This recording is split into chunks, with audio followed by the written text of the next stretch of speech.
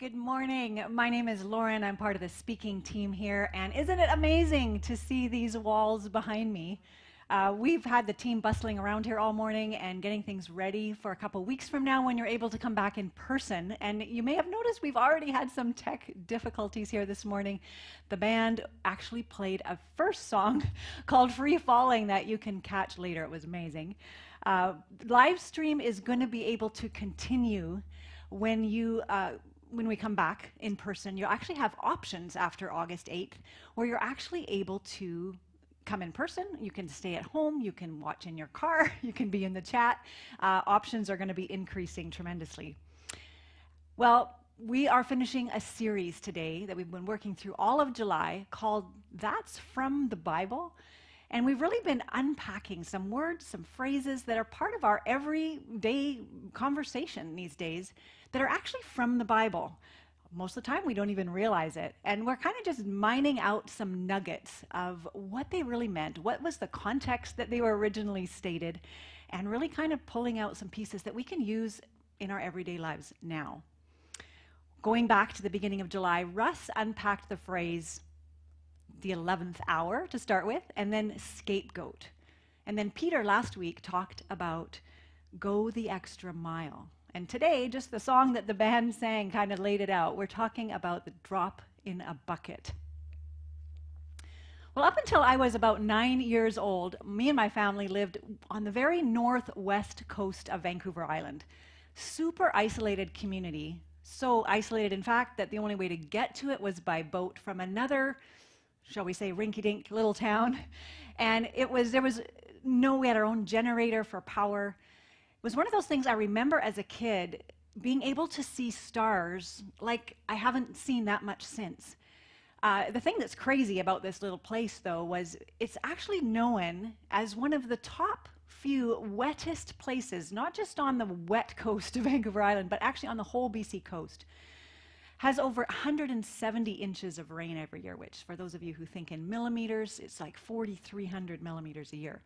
So what that causes a problem is that there's not that much, cloudless sky to see. Well, fast forward, in my teens, when I was traveling on a hospital ship that I called home, we crisscrossed the Pacific, from north to south, east to west, and one of my favorite things about being at sea in the middle of the Pacific or whatever sea we were in was the night sky. Remember just hanging out on the bow of the ship watching the sky. And there are more stars in the middle of the Pacific or in the middle of any ocean than you will ever see on land. Even if you're in a place where there's no light pollution. And the reason is, of course, because there's absolutely nothing in the way. There's no mountains in the distance.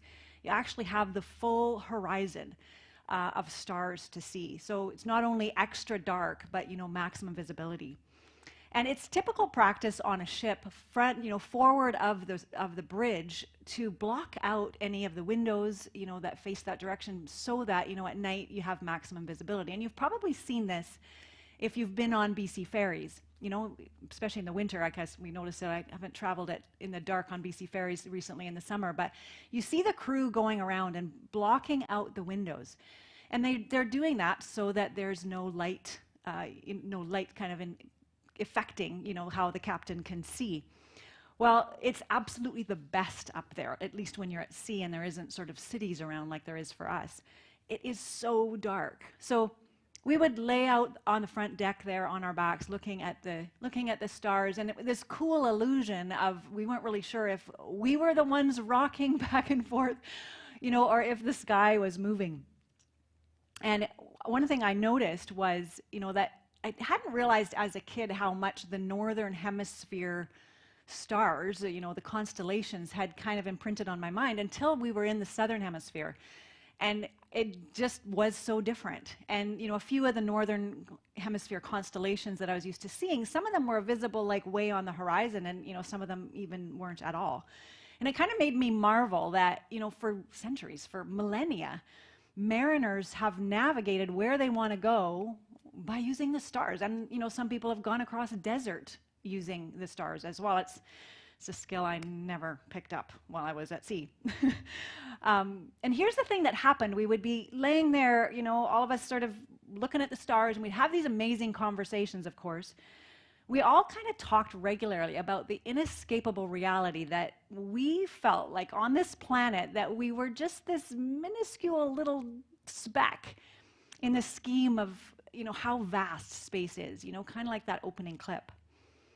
We were, struck with that, how that there's just this impossibility that something so incredible, so working so well, there's planets not hitting each other, that it can't possibly have been something that was just random chaos, because anytime there's been sort of a random accident, it doesn't look like that.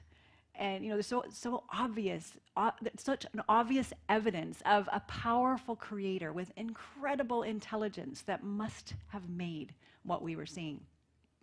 Well, I did some checking this week to see what kinds of new discoveries have happened over the last year, as most of us have, we've missed out on some things while our media outlets have sort of been focused on delivering this fear porn and this sort of constant anxiety-inducing statistics that have been filled with the space, right?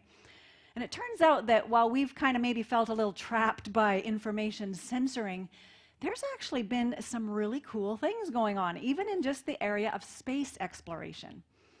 I didn't know about it, and maybe you haven't either, unless you're one of those people, I know a few, who get email notifications about this kind of stuff. Last year, one of the things that stood out to me the most was this specific discovery that was using these massive radio telescopes in the Australian outback. It's an incredibly spectacular facility called the Australian Square Kilometre Array. It is the best facility in the world to gather certain types of data at incredible speeds. For the first time, all radio telescopes worked together on a single project to complete a sky survey. It was actually mapping a huge proportion of the visible universe, about 83% of it, over the course of only 300 hours. What did they find in those 300 hours? A surprise, actually, lots of surprises. They actually found 3 million galaxies, to be exact. And just think about that. The Milky Way was just one of those 3 million. But here's where it gets actually really mind-blowing.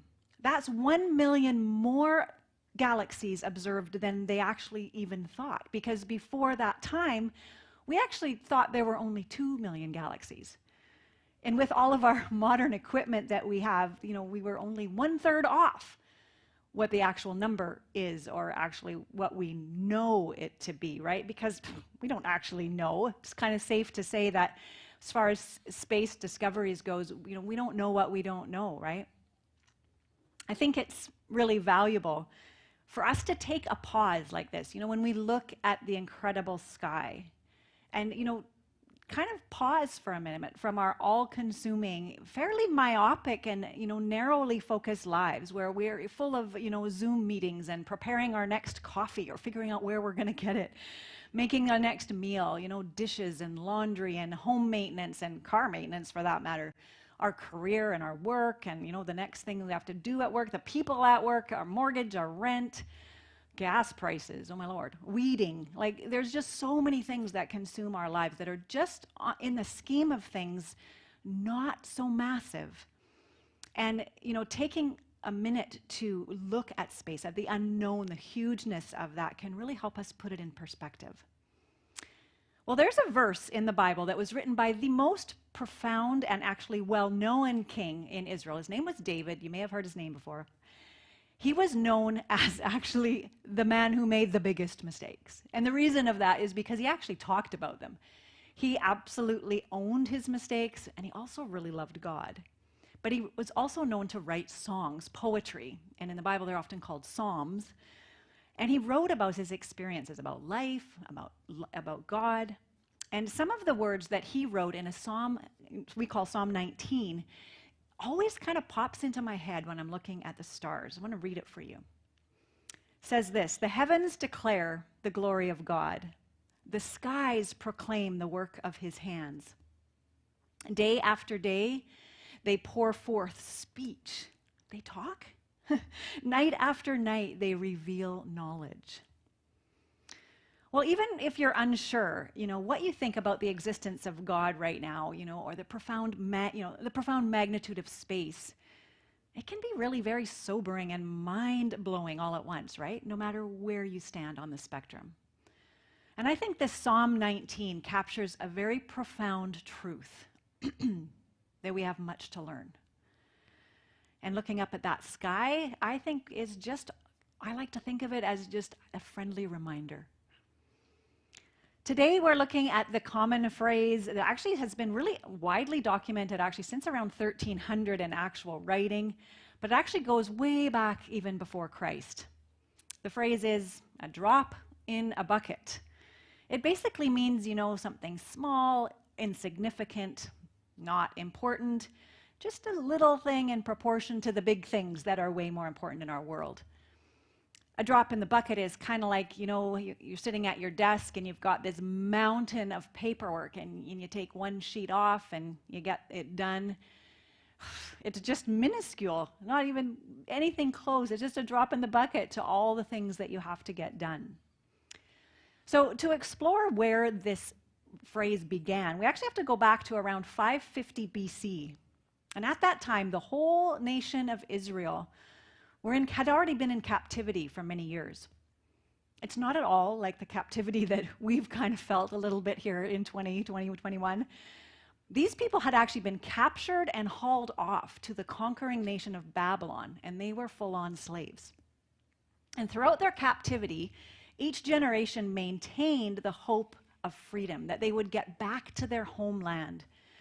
They clung to the promise that God had made to them that He would deliver them one day.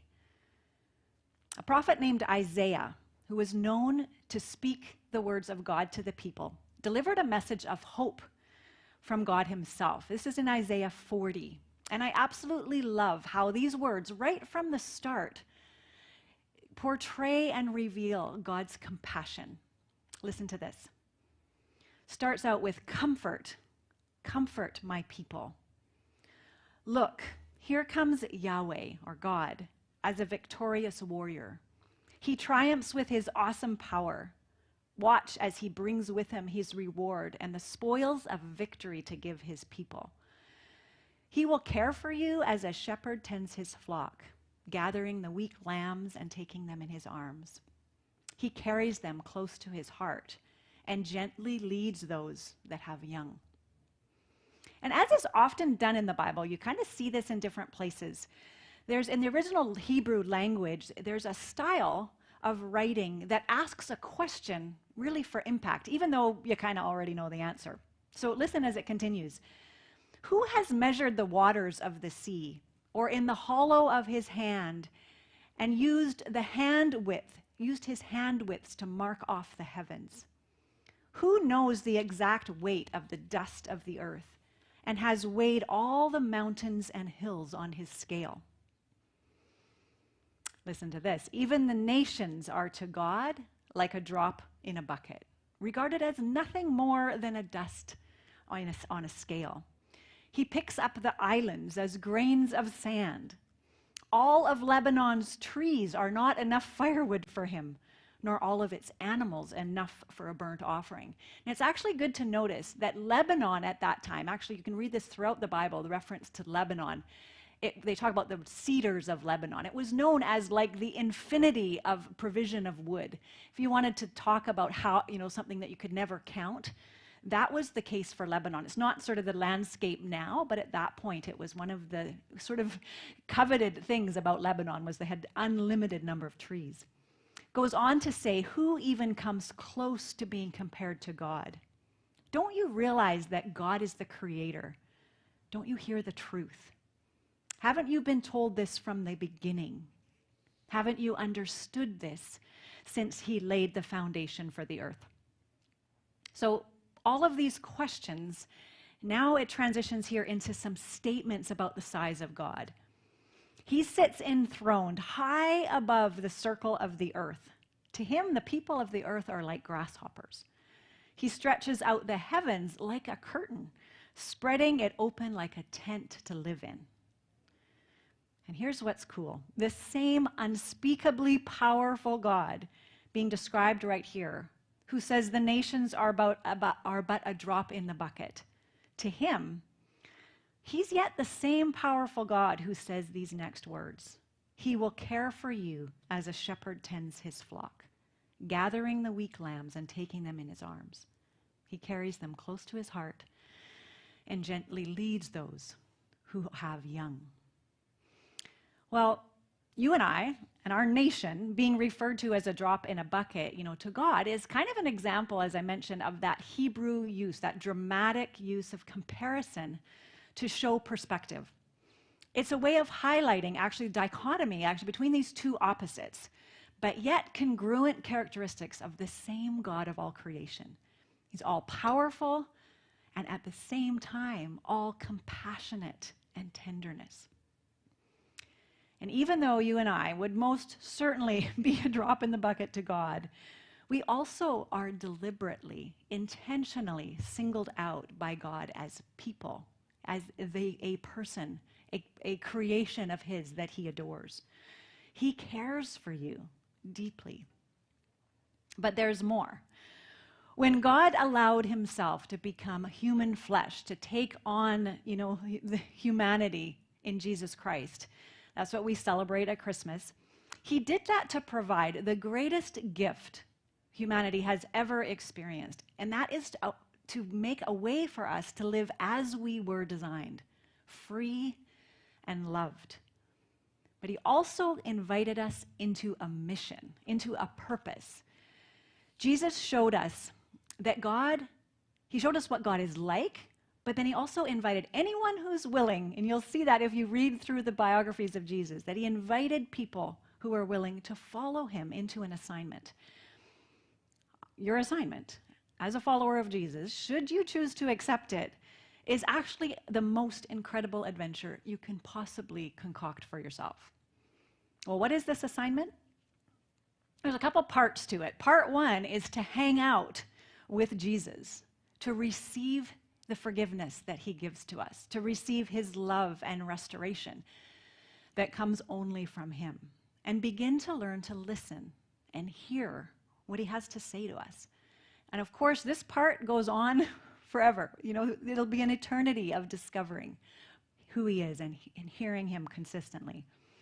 Part two is actually to bring Jesus with you wherever you go, to learn to love like he loves, to speak like he speaks, to listen like he listens, to carry his peace and his comfort with you to others and to share that. But there's kind of a nuance to part two. I call it part 2B. It's actually, you're invited to be an ambassador of God, his representative. It's kind of a little more gritty, a little more encompassing of your whole life than just straight part two where you're bringing God with you. Like, that's awesome. But when they come together, part 2A and B, it's actually living missional. And something incredible happens. This is so cool. There's kind of a part of this, in order to even step into part 2 and 3, or part 2A and B, is to really surrender. Sometimes in all kinds of areas of life, I hear people talk about that in their business or as an athlete. And it applies here as well. When we refer to being sold out or all in, when we are, that gives actually God permission. It gives him access to provide for us as his ambassadors everything that we need. And what do ambassadors of a kingdom, think about it, attachés, when you think about people who are assigned by their country to go to another place and represent that country, what do they receive? Well, they actually receive full resourcing from their leader, from their country, their homeland, to effectively do the job. They get everything they need. And where is the source for that, for you and me, if we decide to take on this assignment as followers of Jesus? Should you wish to, it's totally your decision. Those resources are given to us freely, and it starts with step one, hanging out and listening to Jesus, to spending time with him, to being schooled by him, transformed by him. That's where the source of all of the provision is. And what's crazy is how the provision shows up in all kinds of ways, in finances, in people we need to talk to, in jobs. I mean, it's just mind-blowing. This is the adventure. And no matter how many years you and I follow Jesus, whether you've been, maybe you're not even sure yet. Maybe you've been following him for 10 minutes. Maybe it's 100 years or more. Actually, even if maybe we're just doing our best to follow him, it isn't something that is about doing it right. It's about following and doing our best. My understanding and your understanding of this immense God, this powerful God of the universe, is but a drop in a bucket. And it always will be, because he is so awesome. And that never-ending journey is actually part of the adventure that we're invited into. And granted, the idea of being an ambassador of God, it can feel a little daunting, but it's just living purposeful at work, as you go shopping at Costco or the grocery store and you're behind the person in line and you're like, or you're driving in your car, or you're at work with colleagues. Doesn't matter where you are. Every conversation becomes missional, and it changes everything. And if I'm honest, and maybe you feel this way too, I find it much more exciting to have a purpose for my life. I think God designed us for a purpose. And you know what?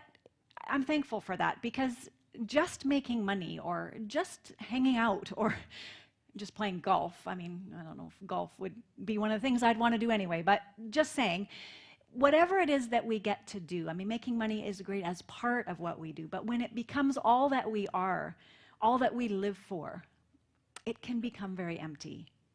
So your assignment, my assignment, here's what's so cool. What God does is he draws out all the experience, all of the gifting, and even the heartache that we have experienced, and with God's touch, he transforms that, and it becomes the way that we're able to help others. Our assignment is the ultimate privilege, the ultimate purpose, and the ultimate adventure all wrapped into one. And here's what's cool. If you're a follower of Jesus, you have access to the very presence of God, his peace, his love, all that he is on tap right now inside you, everywhere you go. Amazing to think about, and even more amazing to live in, increasingly day by day. One way that I find, helpful to receive afresh from God for my assignment daily, sometimes more often, is to embrace, this magnificence of nature. It's just one of the ways I find it really helps my heart to immerse myself, to kind of slow down and take some deep breaths. I don't know, I'm kind of like to go fast, to just slow down a little bit, and really see, look at what look at what's there, look at the beauty, really smell, really notice the sounds, the beauty all around, from the vastness of space, looking outside at night, from the stars and the planets, an intricate flower, a butterfly, a bird, anything, maybe even just the plants that you see. I'm gardening this year, so I'm really looking at my plants differently. But to just revel in the perspective that you and we kind of are a drop in a bucket. And that could be the end of it. But instead, you and I are also a treasured child of God at the same time. So no matter what struggles in life, what stuff comes up, as an ambassador of God, as a follower of Jesus, or even if you're just not sure about all this yet, when you find yourself anxious or down or unsure, unsettled, tired, angry, and this is a normal part of our days, right? Up and down. You can reach out to the God of all creation, of love, light, compassion, and allow him to love you, to receive from him. This is not a do it by yourself. This isn't even a go do it. This is a do it with him. This is a be with him and allow him to come and bring him in you, with you where you go. It's not a go off on your own thing. I kind of tried that. That's what I thought it meant. But this is essential for you and me as we decide, whether to follow and embrace the assignment he has for us to represent him wherever we go. And there's no time like right now. I don't know if you have the same sense in your heart that this right now, July 2021, is the beginning of a new season. That there is a new level of hunger and readiness for people to discover how loved they are. And even though you and I may feel insignificant, you have a divinely ordained assignment and a purpose that's customized specifically to you. Your skills, your experience, it's absolutely incredible. But that purpose can only be accomplished when you and I together hold the hand of our Creator that he has right here for us and to follow his lead.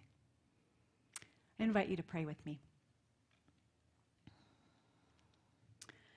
God, thank you so much that you made us in your image. You made us with this desire to want to make a difference. And on top of that, you gave us the opportunity to be part of what you want to do to make a difference in our city, in our families, at our work. Thank you that even though we realistically are a drop in the bucket, that like that verse said in Isaiah 40, you care for us as a shepherd tends his flock. You gather us when we are weak, which is often most of the time. You take us in your arms and you carry us close to your heart. Thank you for that opportunity. And I just pray today that you would give us the courage to maybe say yes to you at a new level, to maybe partner with you in a new way. Thank you that you're always ready when we say yes. And that when you do, you come in and provide for us in ways we can't even possibly imagine. Help us to be willing to let go of all the pretenses and the walls that we build up to try to make ourselves feel safe, when in fact, we're safest with you. Thank you that you love us. In Jesus' name we pray. Amen.